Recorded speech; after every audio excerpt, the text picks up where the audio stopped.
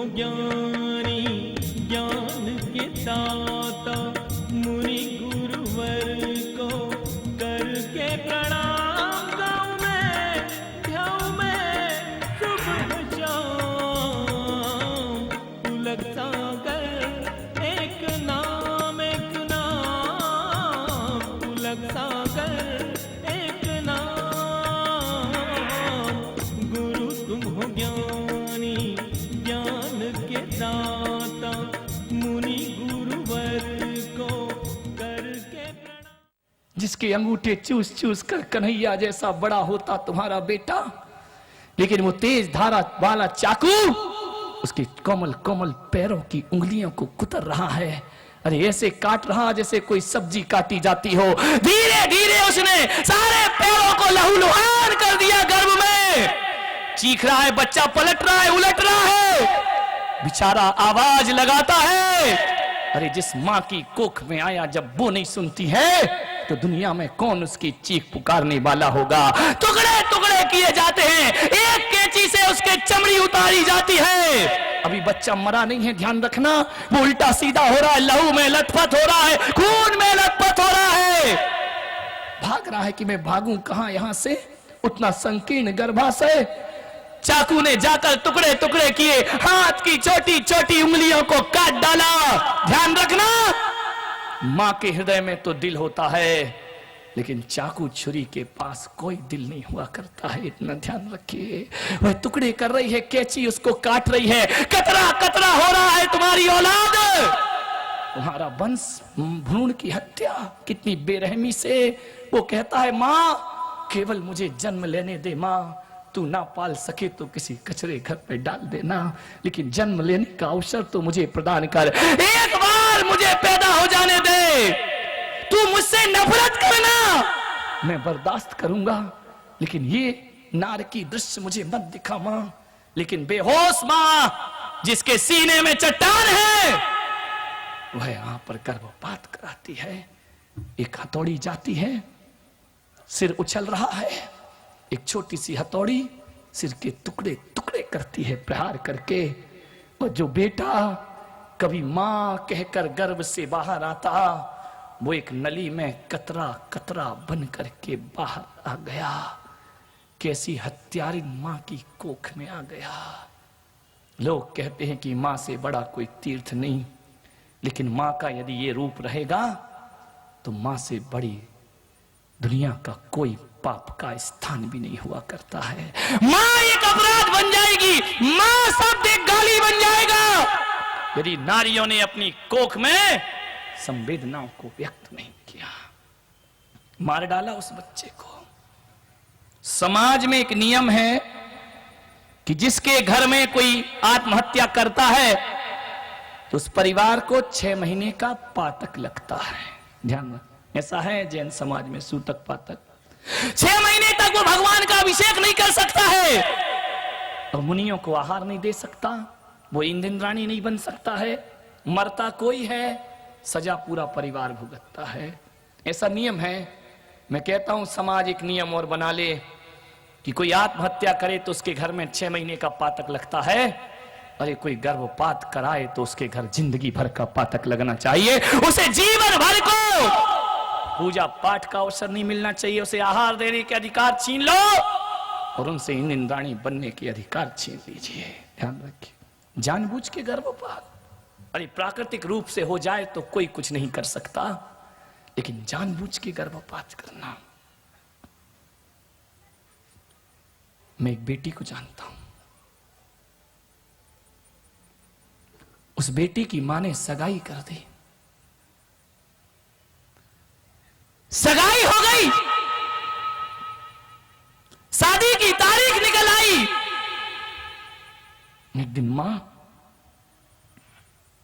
मंदिर से लौटी तो बड़ी उदास। पति ने पूछा कि बात क्या है?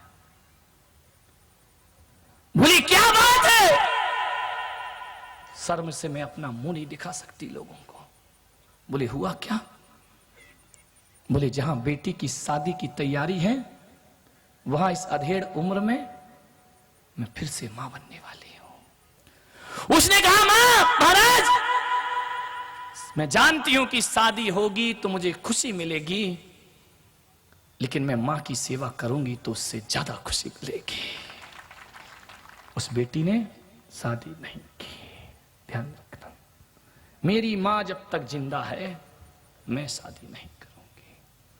कौन कर सकता है इतना बलिदान? केवल बेटी। बेटे तो तुम्हारे लिए वात्सल धाम बनवा रहे हैं मुझसे। ध्यान रखना, किस बेटे की खातिर में बेटी की हत्या करती हो?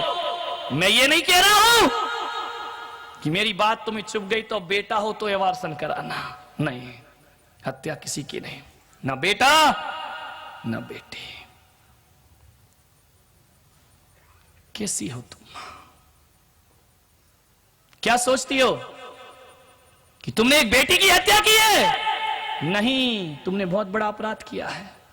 हो सकता है तुम्हारी बेटी जन्म लेती, पढ़ लिख करके इंदिरा गांधी बन जाती, तो तुमने आने वाली एक प्रधानमंत्री की हत्या की है। ध्यान रखना, प्रतिभा पाटिल हो जाती तो आने वाले राष्ट्रपति की हत्या की है तुमने।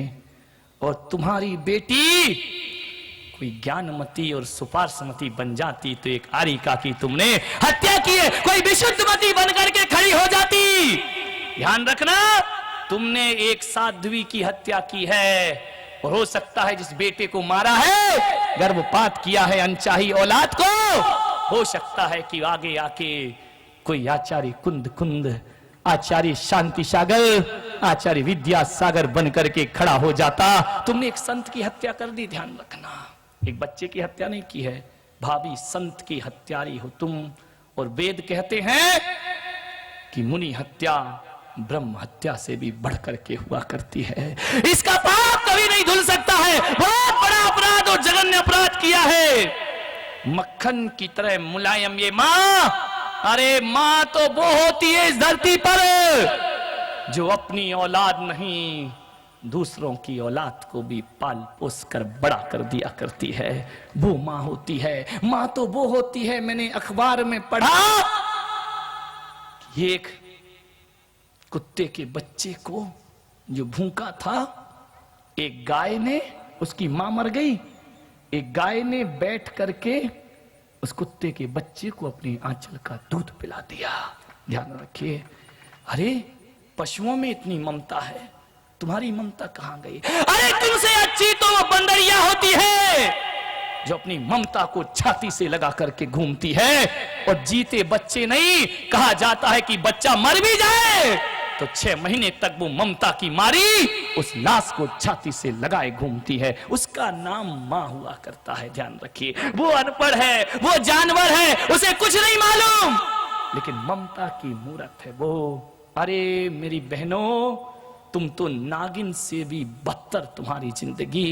एक नागिन यदि बच्चे को खाती है तो जन्म लेने के बाद खाती है, लेकिन तुम तो जन्म लेने के पहले पेट में उसका भक्षण कर गई। एक भूखी कुत्ती भी यदि बच्चे को खाती है तो जन्म के बाद खाती है।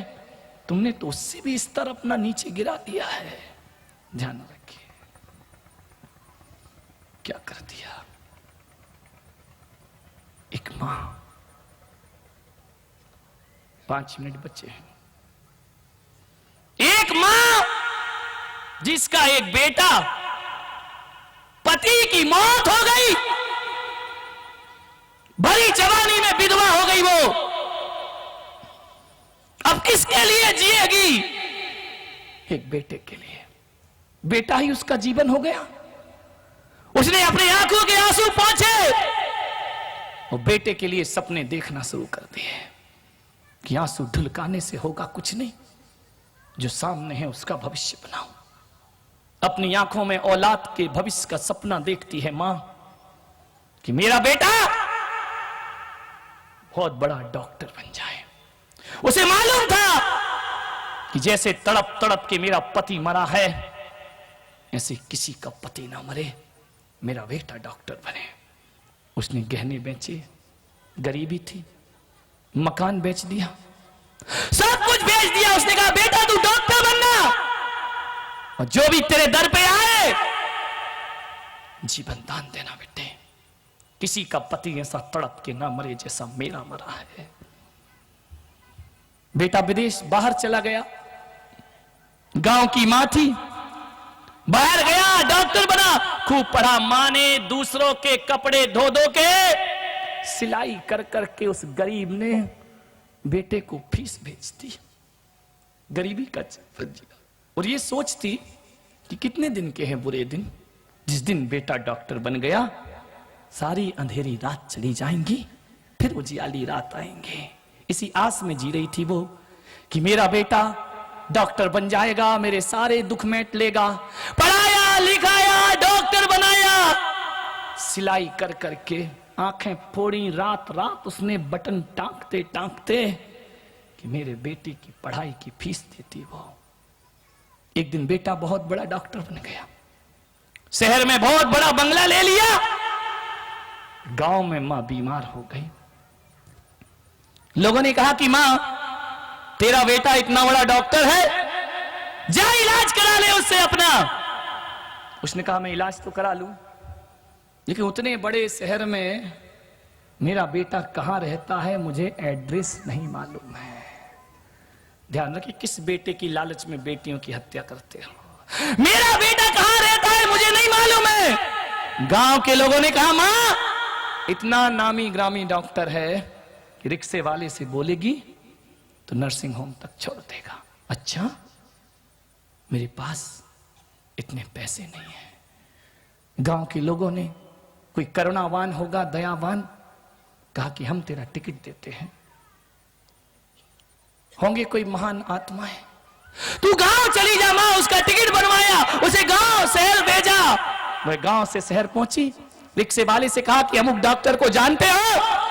उसने कहा अम्मा, उसको कौन नहीं जानता, बहुत बड़ा डॉक्टर है इस शहर का, चलो हम उसके यहां छोड़ देते हैं। फटे से कपड़े पहनी, गई, दरवाजे की घंटी बजाई, दरवाजा खुला, कौन है? बेटा आया। बोले मां तू आई है? हाँ बेटे, ये मकान किसका है? मेरा है मां। इतना बड़ा मकान, झोपड़ी में रहने वाली, ये तेरा है? बोले हाँ। बोले भाई मेरे लाल, तूने मेरे दूध की लाज रख ली और मैंने जो भी तेरे लिए दर दर की ठोकरें खाई, आज मेरी छाती चौड़ी हो गई कि मेरे बेटे ने मेरा सपना साकार कर दिया। तू डॉक्टर बन गया ना, अनपढ़ थी ना? बोले हाँ मां, मैं डॉक्टर बन गया हूं, बहुत बड़ा डॉक्टर हूं। देख कितनी बड़ी कोठी, कितना बड़ा मेरा नर्सिंग होम बना है, ये सब तेरा है। देखती है मां, आंखें चल चला गई। मेरा बेटा इतनी तरक्की, अरे जितनी खुशी बेटे की तरक्की पर मां को होती है, शायद उतनी खुशी दुनिया में किसी को नहीं हुआ करती है। उसने कहा कि तेरा मकान? बोले हाँ। अंदर गई, मां ने कहा कि ये कौन है? बोले मां तेरी बहू है। वो क्या, हम कॉलेज में पढ़ते थे, सब जल्दी जल्दी में हो गया। मां हम तुझे बुला नहीं पाए, ये बहू है मेरी। बोले हाँ। देखो किस बेटे को पाला था उसने। बोले सब जल्दी में हो गया। बोले कोई बात नहीं, ये मां का दिल देखो। मां ने कहा बेटा कोई बात नहीं, तू खुश है ना, खुश रहो। बहू को सौभाग्यवती का आशीर्वाद दिया। मां तू कैसे आई? मैं बीमार हूं बेटा, 6 महीने से खाट में पड़ी हूं। गांव वालों ने कहा जाओ बेटे से इलाज करो। तू मेरा इलाज करेगा? हाँ मां मैं तेरा इलाज करूंगा। नर्सिंग होम में भर्ती कराया, 8 दिन तक उसका इलाज हुआ। 8 दिन बाद जब मां स्वस्थ हो गई तो बेटे ने कहा मां तू पूरी स्वस्थ है। उसने कहा बेटा आज जो खुशी मिली है मेरे जीवन में कभी नहीं मिली कि मेरी ही औलाद ने डॉक्टर बनकर मेरा इलाज कर दिया, मेरे सपने साकार हुए बेटे। उसने कहा मां तू पूरी ठीक है, अभी काम कर, तू गांव वापस चली जा। मां ने कहा गांव वापस? कभी बेटे को देखती है, कभी अस्पताल को देखती है, और कभी अपनी कोख को देखती है कि जिस मां ने 9 महीने पेट में रखा उसको बेटा कमरे में नहीं रखता है। मैं वापिस चली जाऊं? बोली मां चिंता नहीं करना, अब तुझे कुछ नहीं होगा, और जब भी बीमार हो तो मेरे पास आ जाना, मैं तेरा इलाज करूंगा। मां देख, तेरे रहने से अब तेरी बहू भी डॉक्टर है, मैं भी डॉक्टर हूं, इतना समय हम दे नहीं पाएंगे, हमारे पास समय नहीं है, सुबह से शाम तक हम व्यस्त रहते हैं, तू यहां क्या करेगी, तेरा मन भी नहीं लगेगा, जा गांव में रहे मां, तेरे संगी साथी हैं। उस मां ने कहा कि गांव जाऊं, ठीक है बेटा, सोच लिया मन मार के कि चलो भाई कितने दिन की जिंदगी है। जाने लगी, जैसे ही अपना बैग उठाया, बेटे ने कहा ठहर मां। मां ने सोचा कि शायद दिल पिघल गया, अब ये कहेगा कि यहीं रुक। उसने अपने जेब में हाथ डाला, एक पर्चा निकाला और कहा मां जाने से पहले 8 दिन की इस अस्पताल का किराया दे करके जा। मां जाने से पहले ये दवाई का बिल चुका के जा, और तुझे देखने के लिए 3-3 डॉक्टर आए, डॉक्टरों का बिल जमा करके जा। मां तू 7 दिन यहां रही, उसका किराया देकर जा। मां ने देखा एक हाथ में बिल है और सामने खड़ा अपना दिल है। वो कभी बेटे का चेहरा देखती है, कभी हाथ में रखा दवाई का पर्चा देखती है और सोचती है कि गांव वालों इस इलाज से अच्छा तो तड़प तड़प के वहीं मर जाने देते। मुझे ये दिन भी देखना थे कि मेरी औलाद कहेगी कि दवाई का बिल चुका, मेरी औलाद कहेगी कि किराया देकर जा, डॉक्टर का बिल कर जा। पैरों तले जमीन खिसक गई मां के, छाती भारी हो गई, वाणी मूक हो गई, आंसू सूख गए, देखकर अवाक रह गई चट्टान सी वह मां। उसने कहा कि बेटा बिल मांगता है। थोड़ी देर को अचेतन अवस्था में हो गई, थोड़ा अपने को संभाला और कहा कि बेटा मैं भी तेरी मां हूं, यदि मजदूरी करके तुझे डॉक्टर बना सकती हो तो ये स्वाभिमानी मां तेरा बिल भी चुका सकती है, इतना ध्यान रखना। आज मेरी बदौलत तू डॉक्टर बना है, मैं तेरा बिल जरूर चुकाऊंगी बेटा, बस मोहलत दे दे कुछ दिन की, मैं ब्याज सहित तेरा पैसा चुकाऊंगी, बस मुझे जाने दे। जाने लगी मां कि तेरा वचन देती हूं बेटा कि तन से सांस तभी तोड़ूंगी जब तेरा बिल चुका दूंगी। मैं जूठे बर्तन साफ कर लूंगी लेकिन तेरा बिल जरूर दूंगी।